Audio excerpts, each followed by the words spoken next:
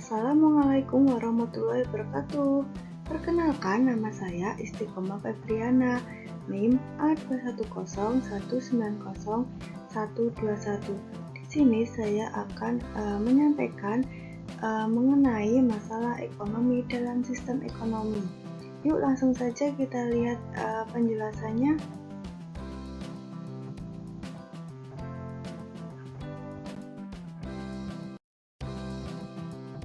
Nah, sekarang perhatikan gambar ini. Kedua gambar ini yaitu terjadi kelangkaan masker. Harga masker mengalami kenaikan karena permintaan masker bertambah. Sedangkan produsen tidak dapat memproduksi masker dengan jumlah banyak sesuai dengan permintaan pasar. Nah, terjadinya kelangkaan masker tersebut termasuk dalam masalah ekonomi klasik, yaitu masalah produksi. Masalah ekonomi dibagi menjadi beberapa. Yang pertama yaitu masalah ekonomi secara umum, yang kedua yaitu masalah ekonomi klasik, dan yang ketiga yaitu masalah ekonomi modern. Nah, untuk selanjutnya yaitu kita akan bahas apa itu pengertian masalah ekonomi secara umum, apa itu masalah ekonomi klasik, dan apa itu masalah ekonomi modern. Pengertian masalah ekonomi secara umum yaitu kebutuhan manusia yang tidak terbatas, sedangkan alat pemuas untuk memenuhi kebutuhan sifatnya terbatas, sehingga manusia harus dapat menentukan kebutuhan mana yang harus didahulukan agar seluruh kebutuhannya dapat terpenuhi.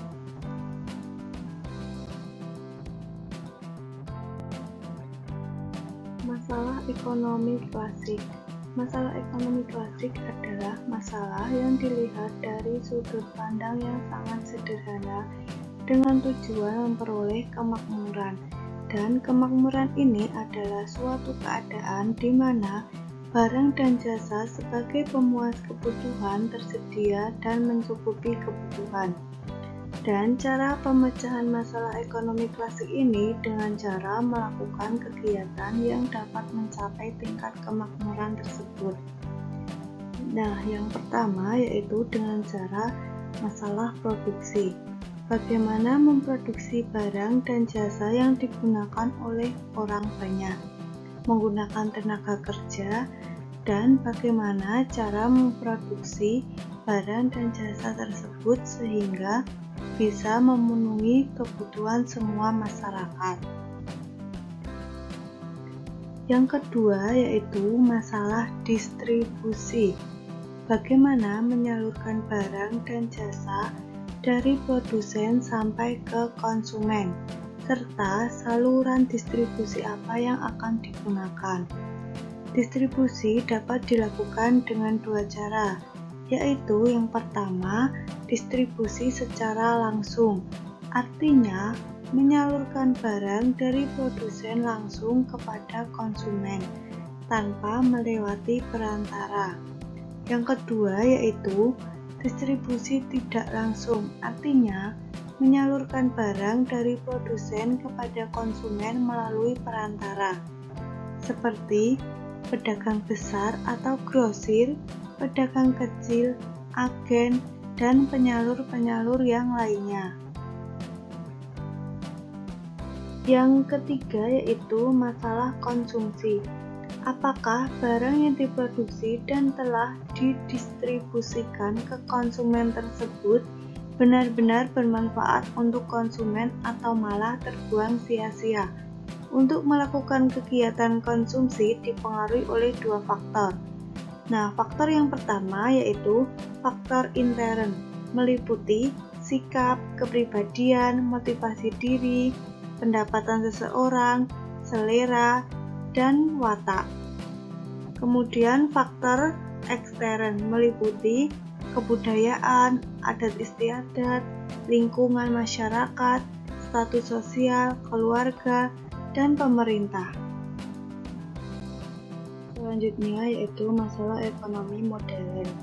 Seiring berkembangnya zaman dan ilmu pengetahuan dan teknologi, muncul masalah ekonomi modern yang menekankan pada tiga hal. Yang pertama yaitu barang apa yang akan diproduksi dan berapa banyak. Yang kedua yaitu bagaimana cara memproduksi barang tersebut. Dan yang ketiga yaitu untuk siapa barang-barang tersebut diproduksi. Selanjutnya yaitu sistem ekonomi. Pengertian sistem ekonomi yaitu suatu cara untuk mengatur dan mengorganisasi segala aktivitas ekonomi dalam masyarakat, baik yang dilakukan oleh pemerintah atau swasta, berdasarkan prinsip tertentu dalam rangka mencapai kemakmuran atau kesejahteraan. Selanjutnya yaitu macam-macam sistem ekonomi.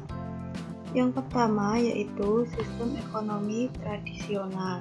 Sistem ekonomi tradisional terdapat pada masyarakat yang cara hidupnya masih tradisional. Mereka memproduksi sendiri barang-barang yang diperlukan dengan cara sederhana karena belum mengenal teknologi.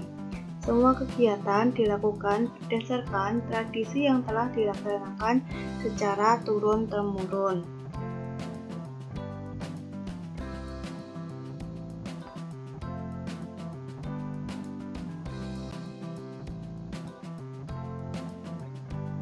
Yang kedua yaitu sistem ekonomi terpusat.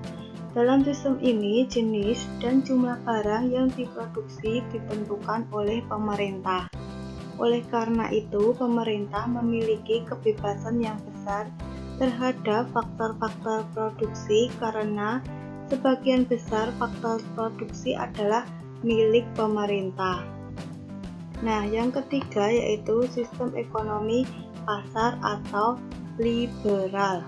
Sistem ekonomi pasar adalah suatu sistem ekonomi yang menghendaki kebebasan yang seluas-luasnya bagi setiap individu untuk melakukan tindakan ekonomi tanpa campur tangan dari pemerintah.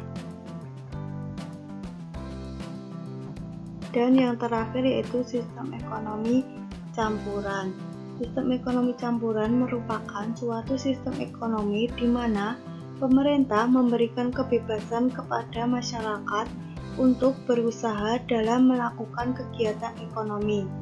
Tetapi di sisi lain, pemerintah ikut campur tangan dalam perekonomian dengan tujuan menghindari penguasaan secara penuh dari segolongan masyarakat terhadap sumber daya ekonomi.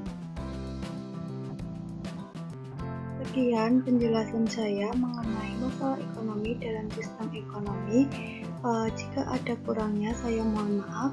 Wassalamualaikum warahmatullahi wabarakatuh.